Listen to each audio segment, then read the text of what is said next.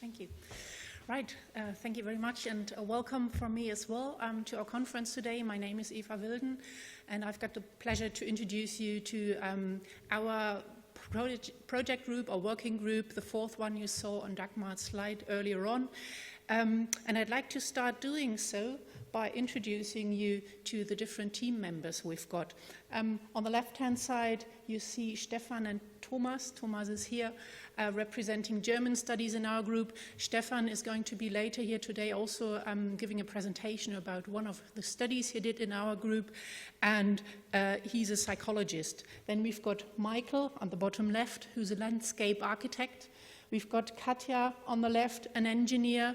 We've got Peter, a philosopher.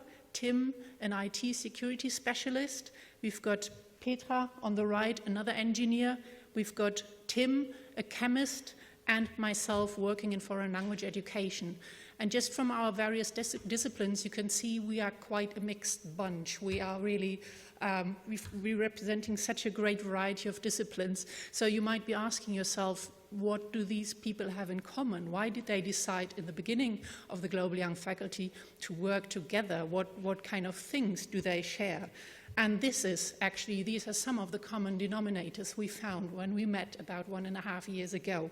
We got together, we decided to work together in this project group because we were all interested in digital media, in using digital publishing in our field of work, in asking or in discussing how to communicate our science and our research results using digital formats, and we are also, all of us were interested in different types of e-learning. So these were the starting points. This is where we huddled around a poster discussing, okay, this is what is interesting me, what is interesting you, and then we decided to work together. And these were some of our initial ideas that sort of we all put together in a 3-hour-long workshop, which was really, really hard work for us. In this initial workshop, when we sat down together, we had already decided we are going to cooperate, but we had to bring our varied ideas together to decide on a concept that we'd be going through or following in those 1.5 years that we've been working together. So these were our initial ideas, and at the end of this 3-hour period, we came up with a heading, Potentials of Digital Media in the Academic World. This was sort of the heading of our concept, and we had agreed on a couple of goals or objectives that we would be trying to achieve over this 1.5 years that we be working together. And I'd like to elaborate a little bit on the individual goals or individual objectives that we decided on in that initial workshop.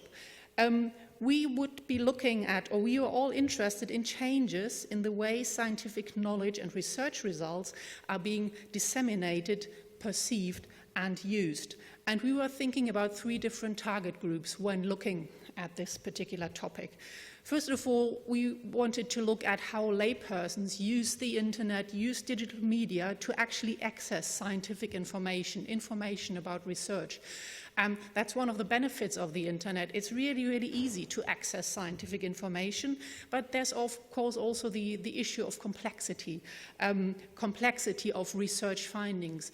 It's not always easy to communicate your research finding because of the complex nature of the work that we do. So this was one of the target groups we'd be looking at. Another target group, of course, very importantly, all of us are teaching at university. We are all teaching university students in our various fields.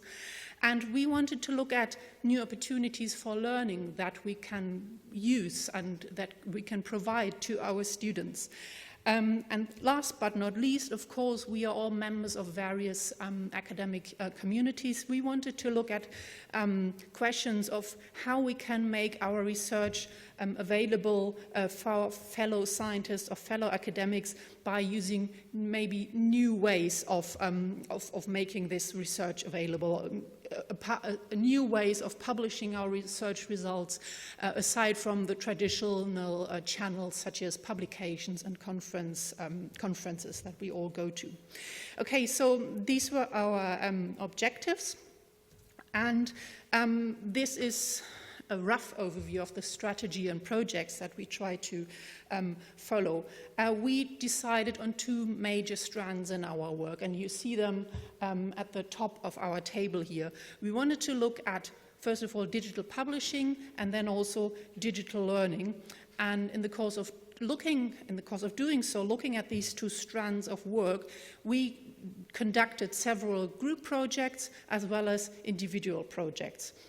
Some of the group projects you are seeing here today, or you got in touch with before coming to this conference. You probably all had a look at our weblog. Later on, we are also, the whole conference is a result of this group work, and also we are going to have two presentations later on today, one by Thomas and one by Stefan, about a study that we conducted. So this is what you're gonna get to know in more detail later on in the course of the conference. But I'd also like to share with you a couple of impressions from the other projects that we have been doing. So I'd like to give you some tastes of the other kind of workshops and projects that we have been organizing. These are a few impressions from a workshop which we organized in our strand digital learning.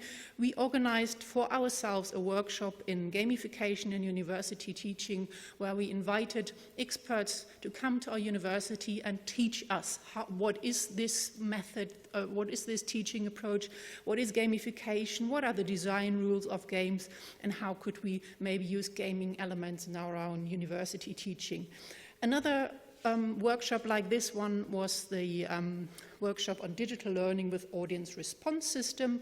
Again, we invited an expert to us, and one of our colleagues, Kerstin, has taken this teaching approach right away and used it in an engineering lecture she's organizing at the TU Dortmund.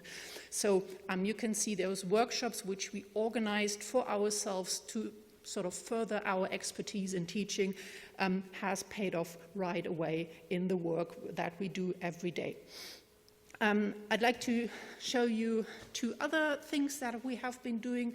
This is one of my individual projects. I have been experimenting with how to disseminate research results from my foreign language education research by creating a clip and publishing it on YouTube and submitting it to the Fast Forward Science video challenge. If you're interested in this clip, it's so far available in the German language, but fairly soon it's going to be available in English as well, and we've linked up to it from our blog, from our project group blog.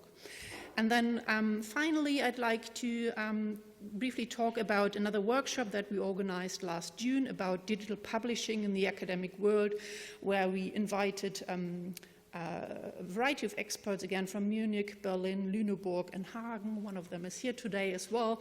And these experts, they taught us about e-publishing in the academic world. We discussed the potential and the limitations of social media in science communication. Also, we looked at digital libraries or archive and discussed questions relating to the legal side of our work when publishing our work, open access and copyrights. So as you can see from this, we not only did research as you normally do as a researcher, but you also had the opportunity to develop our own competencies and develop our own expertise in various fields relating to digital publishing and digital learning. And with this, I'll hand over to Thomas, who's going to tell you more about the conference. Exactly. Thank you, Eva. And I'll start telling you more about the conference and our concept of the conference by just talking about the ground you're sitting now. Because this place we're sitting here now represents in a way the societal change we are reflecting on today. Before the former Universität Gesamthochschule Essen was founded 43 years ago, this ground here was called Segeroth and gave home to 10,000 of workers who lived here for decades in between, here we are, in between the huge Krupp steel factory to the west and the Victoria Matthias coal mine to the east. The mine and the factory have been gone for a long time, and now in 2015 we are having this conference on open knowledge here, and our words are spread via live stream all over the world.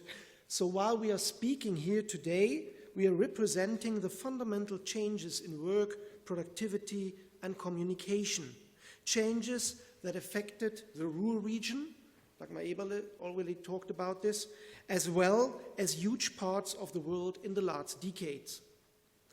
And we are even taken, and this is very important for this conference here, the luxury to reflect on the changes in knowledge production, in communication, and in the modes of working that the academic world will be going through in the next decades.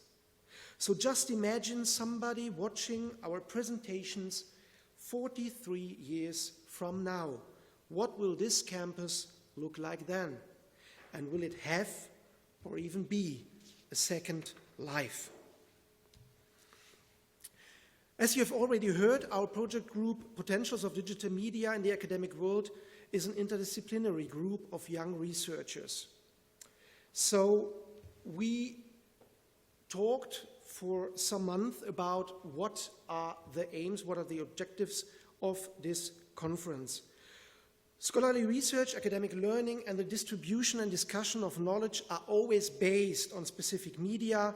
Think of the format of printed monographs or articles. Think of quotations as important academic techniques.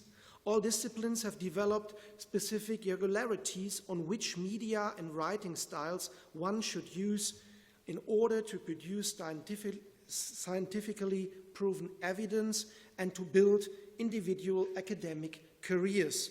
We shouldn't underestimate this last point. The digital media's change offers new potential for better research, better learning, and intensified forms of knowledge exchange. However, these changes and potentials clash with disciplinary cultures and institutional structures. These clashes make it impossible for most scholars to fully use all potentials of digital publishing.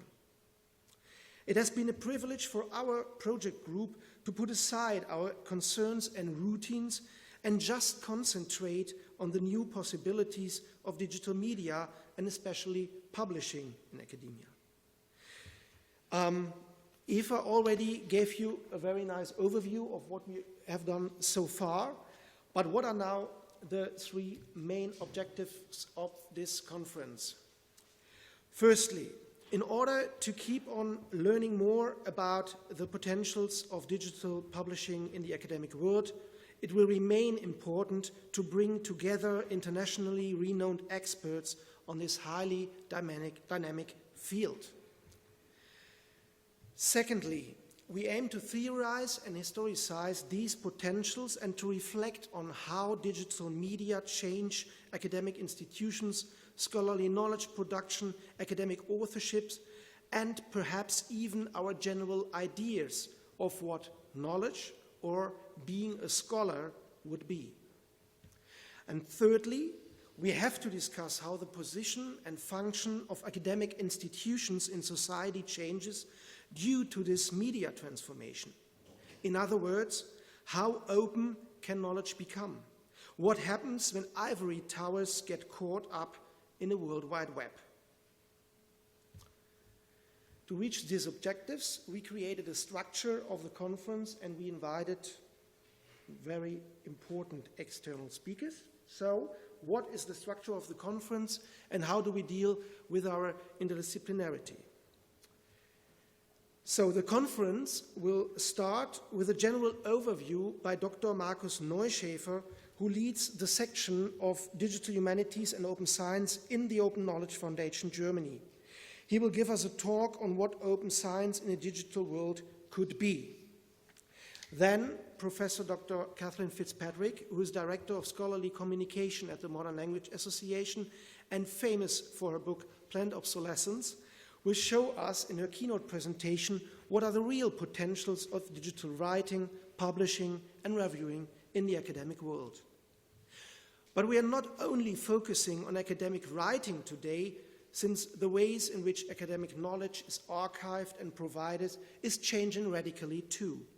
Dr. Thomas Stecker, who is Deputy Director of one of the most important German libraries of literature and Vice Chairman of the Executive Board of the most important association of digital humanities in the German-speaking area, will address these questions from the view of a librarian.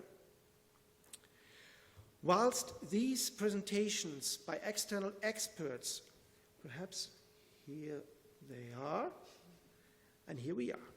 Whilst these presentations by external experts will help us to comprehend, reflect, and discuss the potentials of digital publishing in the academic world, the presentations by Stefan Winter and myself will give you an insight in some of the more practical findings of our project group. And we will tell later more about this.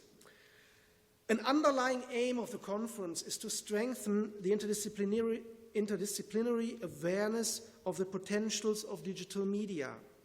Today's event brings together members of the Global Young Faculty 3, invited experts, as well as interested scholars and students from several disciplines.